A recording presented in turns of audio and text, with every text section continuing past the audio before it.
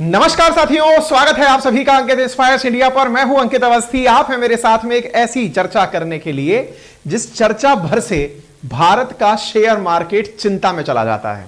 चर्चा एक ऐसी घटना की जिसने भारत को पिछले साल से लेकर अब तक अपनी लपेट में लेकर रखा है। चर्चा एक ऐसे विषय की जिस भारत ने हाल ही में शेयर मार्केट में जिस प्रकार से स्टैंड लेकर के दुनिया को एक उम्मीद की राह दिखाई हो, लेकिन उसी शेयर मार्केट को एक व्यक्ति ने समय रहते इतना बुरी तरह नुकसान पहुंचाया था, उसका हाल ही में पैगाम आया है। चर्चा है कि भारत का शेयर मार्केट जो इस समय 79,000 के अंक पर चल रहा है, बॉम्बे स्टॉक एक्सचेंज चल रहा है, उस स्टॉक एक्सचेंज पर किसी की फिर से नजर लगने वाली है, ऐसे कयास लगाए जा रहे हैं। ये जो व्यक्ति आप मेरे साथ यहां देख रहे हैं, ये वो हैं जिन्होंने अडानी को पिछले साल छुआ था और अडानी को छूने के बाद उन्हें वापस अपनी स्थिति में पहुंचने में पूरे 1.5 साल लग गए हैं।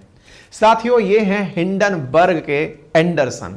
नाम है इनका नाथन एंडरसन। ये ही वो व्यक्ति हैं जिन्होंने पिछले साल जनवरी में वर्ष 2023 में अडानी के बारे में कुछ क्लेम किया था कि इनके शेयर्स में मैनिपुलेशन है, इनकी कंपनी में कुछ फ्रॉड है, इनकी वैल्यू इनके ओरिजिनल से बहुत ज्यादा मार्केट आंक रहा है। ऐसी जब रिपोर्ट इनके द्वारा प्रकाशित की गई थी, परिणाम यह निकला था कि अडानी जो दुनिया में तीसरे नंबर के अमीर बन चले थे, वो अब तक अपनी पोजीशन सिंगल डिजिट में ला नहीं पाए हैं। इनकी रिपोर्ट ने भारत के शेयर मार्केट को कितना नुकसान पहुंचाया, इसका अंदाजा लगा सकते हो कि आज इस व्यक्ति का एक मैसेज आया है।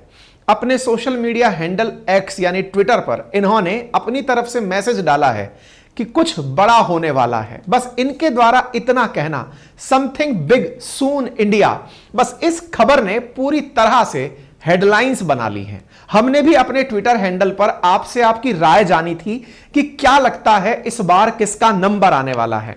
आपके सामने यहां पर ये जो दिख रहे हैं न्यूज कटिंग्स जो बार बार इशारा कर रही हैं, सवाल पूछ रही हैं कि कुछ हो सकता है, तो असल मायने में क्या हो सकता है, क्योंकि इसी व्यक्ति के साल भर पहले दिए गए रिसर्च एनालिसिस से भारत में बहुत नुकसान हुआ था। हालांकि उस नुकसान को बाद में रिकवर कर लिया गया, लेकिन रिकवर करने में एक पूरा साल लगा और ना जाने कितने ही लोगों का पैसा मार्केट में डूब गया। आज जब सुबह इस व्यक्ति का ट्वीट आता है कि समथिंग बिग सून इंडिया, ये भाई हर जगह सुर्खी बन जाता है। सुर्खी बनने के बाद लोगों का मीम मार्केट शुरू, और उसमें जानता बार बार यही कह रही है कि भैया हमारा नाम मत लीजिएगा। हर तरफ डर यह है कि यदि यह व्यक्ति कंपनीज की जानकारी जुटाता है, अपने बारे में यह अपना परिचय यही देता है कि अब तक 36 कंपनियों को मैं अपनी जद में ला चुका हूं, इसका मतलब जब कुछ बड़ा होने की बात है तो लोगों का कयास है कि फिर से किसी बड़ी कंपनी का नाम आ सकता है। और उस कयास में लोग अपने अपने स्तर से अपने बिलियनियर्स को याद दिला रहे हैं कि हिंडनबर्ग आ रहा है। लोग अपने अपने सोशल मीडिया हैंडल्स पर, इस समय मीम मार्केट गजब चल रहा है, लोग अपने अपने तरीके से अपने अपने कयास लगा रहे हैं। हमने भी जब आपसे इस बारे में ट्विटर पर राय मांगी थी, तो आपकी राय में, अधिकांश लोगों की राय में नाम अंबानी का आ रहा था कि सर अंबानी का नंबर इस बार आ सकता है। अब किसका नंबर आता है, कोई नया प्रोडक्ट ये लेकर आ रहा है, खुद का कोई ऑफिस खोलने वाला है, इंडिया में कोई नई काम शुरू करने वाला है, किसी को कुछ नहीं पता। बस इस एक लाइन ने पूरी तरह मार्केट को हिलाकर रख दिया है कि कुछ बड़ा होने वाला है। अब ये हिंडनबर्ग क्या है, हल्का सा इसका इतिहास जान लीजिए। ये एक कंपनी है हिंडनबर्ग रिसर्च के नाम से। ये कंपनियों के घालमेल को पर्दाफाश करने के लिए जानी जाती है। 2017 में ही इस कंपनी की स्थापना हुई थी और उसके बाद से ये मार्केट रिसर्च में इन्वॉल्व है। इसका मार्केट रिसर्च इस बात का है कि अगर किसी इंसान ने अपने द्वारा अपने अकाउंट्स में कुछ गड़बड़ करके कंपनीज को ऊंचाई दी हुई है, तो यह उनका पता लगा के जनता के सामने रख देता है कि साहब इस कंपनी में इस कंपनी के कारण दिक्कत हुई थी, ये लोग इस तरह से कुछ घालमेल कर रहे थे, इनकी अकाउंटिंग में गड़बड़ी थी कि इनके मैनेजमेंट में दिक्कत थी, अगर कुछ भी है तो यह जनता के सामने निकाल कर रख देता है। अब आप पूछेंगे इसको, इस खोजी पत्रकारिता से लाभ क्या होता है? बड़ा सवाल तो यह है ना कि अगर यह जानकारी जुटा रहा है तो इसका लाभ किसे मिलता है? देखो, अडानी को जब इसने अपनी रिपोर्ट में लिया था तो अडानी को लगभग 1.5 लाख करोड़ का नुकसान हुआ था। मार्केट में जिन्होंने अडानी में पैसा लगाया हुआ था, 4.5 लाख करोड़ रुपए का इंडियन मार्केट बुरी तरह खराब हुआ था पिछले साल 2023 में। जब मार्केट खराब हुआ, इसका अर्थ ऐसे समझो, यह आया, अपनी तरफ से कुछ रिसर्च किया, करके अडानी के बारे में कुछ बता के चला गया। जनता को इसकी बात में सच्चाई लगी तो धड़ाम से शेयर मार्केट नीचे आया। यह व्यक्ति उस नीचे आते मार्केट में लाभ कमा गया, यानी कि अडानी को नीचे लाकर ये पैसा कमा गया। इसका काम ही यही है, ये शॉर्ट सेलिंग से पैसे कमाता है, उस पर भी आएंगे। लेकिन अडानी का थोड़ा सा जानकारी आपको याद दिला दे कि पिछले साल क्या हुआ था। और अगर भारतीय जनता समझदार है कि इसकी बातों में दोबारा नहीं आने वाली है, तो भाई साहब फिर ही बच सकता है मार्केट, अदरवाइज तो ये जो भी करेगा उस मार्केट के अंदर खलबली तो मचाएगा। इसके मैसेज का इंप्रेशन ये है कि ये वायरल हो चुका है, इस समय पे जनता चर्चा में है कि भाई जो हाल अडानी का मचाया था इस बार किसी और का है। ऐसे में आप विचार कीजिए कि लास्ट ईयर 2023 में 26 जनवरी की आप ये कटिंग देख रहे हैं कि अमेरिका की हिंडनबर्ग ने एलिज किया है, आरोप लगाया है अडानी के ऊपर कि ये फ्रॉड कर रहे हैं। और ऐसे में खबरें छपना शुरू होती हैं हिंडनबर्ग की 24 जनवरी की रिपोर्ट को ध्यान में रखते हुए, जिसमें उन्होंने टाइटल डाला था कि कैसे दुनिया का तीसरा रिचेस्ट आदमी एक अपने आप में कॉन्स्पिरेसी कर रहा है कॉर्पोरेट हिस्ट्री में। अडानी पर हिंडनबर्ग ने जब आरोप लगाए थे तब यह कहा था कि अडानी ग्रुप की कंपनी उसके शेयर की कीमत मैनिपुलेट करके बढ़ाती है, मनी लॉन्ड्रिंग और अकाउंटिंग फ्रॉड करती है। ग्रुप की 7 कंपनी के शेयर की कीमत 85% तक ज्यादा है। अडानी ग्रुप पर 2.5 लाख करोड़ का, लगभग 2.25 लाख करोड़ का कर्ज है और मॉरिशस जैसे किसी और देश से अडानी अपने शेयर को खरीदवाते हैं। इसने अपनी रिसर्च में जब यह जानकारी निकाली ना, भारत की राजनीति हो या शेयर मार्केट, अडानी का समय बुरा आ गया था। हालत यह हुई थी कि अडानी के शेयर जैसे ही यह रिपोर्ट आई धड़ाम से नीचे गिरना शुरू हुए। ये पिछले साल के ट्रेंड हैं कि किस तरह से अडानी के स्टॉक्स नीचे आने शुरू हुए। परिणाम यह निकला कि इन्वेस्टर्स के लगभग 4.25 लाख करोड़ रुपए डूब गए। अंदाजा इससे लगाइए। अडानी वर्सेस हिंडनबर्ग, इंडिया का जो टॉप बिजनेसमैन है, इसने अपना बिगेस्ट टेस्ट पिछली साल दिया। अडानी ने अपने स्तर पर खूब सारी इस पर सफाइयां दी कि ऐसा कुछ नहीं है। हालांकि धीरे धीरे ये राजनीतिक गलियारों में पहुंचने लगा। अपोजिशन में कांग्रेस के द्वारा इस रिपोर्ट के आने के बाद प्रोटेस्ट किया गया कि साहब हिंडनबर्ग ने अडानी पर जो आरोप लगाए हैं वो सही है, सरकार उस पर क्यों कोई फैसला नहीं ले रही है। इसके चलते पिछले साल खूब प्रोटेस्ट भी हुए थे। प्रोटेस्ट हुए, मामला सुप्रीम कोर्ट तक पहुंचा था। देश भर में सड़कों पर प्रदर्शन हुए कि देखो हिंडनबर्ग ने अडानी के बारे में जो बताया है उस पर कोई एक्शन क्यों नहीं ले रहे। बकायदा सुप्रीम कोर्ट ने इसके लिए एक एक्सपर्ट कमेटी को बिठाया कि ठीक है, अगर इस पर आरोप लगे हैं तो चलिए जांच करवा लेते हैं। सेबी ने अपने स्तर पर जांच करवाई। मतलब आप यह सोचो कि हिंडनबर्ग की जो रिपोर्ट थी ना, यह अडानी के साथ साथ भारतीय राजनीति, न्याय व्यवस्था, सब जगह चर्चा का विषय बन गया। हम सब लोग इसकी चर्चाओं में बिजी हो गए। सुप्रीम कोर्ट ने बकायदा एक्सपर्ट पैनल गठित किया। एक्सपर्ट पैनल ने अपनी रिपोर्ट सुप्रीम कोर्ट को सबमिट की। बकायदा सेबी से भी जानकारी जुटाई गई। सब जानकारी मिलते मिलते, सेबी की क्लीन चिट मिलते मिलते अडानी का पूरा साल निकल गया। सुप्रीम कोर्ट ने सेबी की क्लीन चिट को सही मानते हुए कहा कि हिंडनबर्ग के आरोप बेबुनियाद हैं, कोई भी स्पेशल इन्वेस्टिगेशन की जरूरत नहीं है। पर सोचो, एक आरोप ने किस तरह से अडानी का मार्केट पूरी तरह नीचे से गिरा दिया था। इसके जांच के बाद में आप सोचो, जो व्यक्ति पहले कभी तीसरे पायदान पर दुनिया का रिचेस्ट था, वो 15वें पायदान पर पहुंचा, टॉप बिलियनियर्स की लिस्ट से गायब हो गया। मार्केट के अंदर उसकी वैल्यू जो है वो धड़ाधड़ नीचे गिरती चली गई। आप इससे अंदाजा लगाइए कि इस व्यक्ति को पहुंचे नुकसान से, या फिर हिंडनबर्ग ने जो नुकसान पहुंचाया उससे अडानी को पर्सनल नुकसान हुआ वो तो है ही, लेकिन ये खुद इसमें पैसे कमा गया। जानकारी निकलकर आई कि इसने प्रॉपर तरीके से भारत के मार्केट के अंदर जबरदस्त नुकसान पहुंचाते हुए खुद को खूब लाभ पहुंचाया। कैसे पहुंचाया वो भी मैं आपको बताऊंगा। लेकिन आज का अपडेट यह है कि अडानी को जो हिंडनबर्ग ने नुकसान पहुंचाया था ना, अडानी आज से 2 महीने पहले उस पुरानी पोजीशन पर वापस पहुंच गया जो 1.5 साल पहले थी। यानी कि जनवरी 2023 में गिरा दिया था मार्केट। आज अडानी के शेयर्स वापस अपनी पुरानी पोजीशंस पर पहुंच चुके हैं, सारा लॉस रिकवर कर लिया है। इस आदमी का फायदा क्या है इस तरह की बातें करके?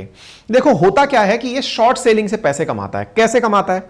आपके भाव गिरा करके खुद सस्ते में माल खरीद लेता है। जैसे आज अडानी का कोई भी शेयर XYZ कीमत पर चल रहा है, मान लो 1000 रुपए में चल रहा है, ये 1000 रुपए के शेयरों के भाव गिराकर 500 तक ले आया, उस समय खरीद लिया और पता है कि भाव बढ़ेगा तब बेच देंगे।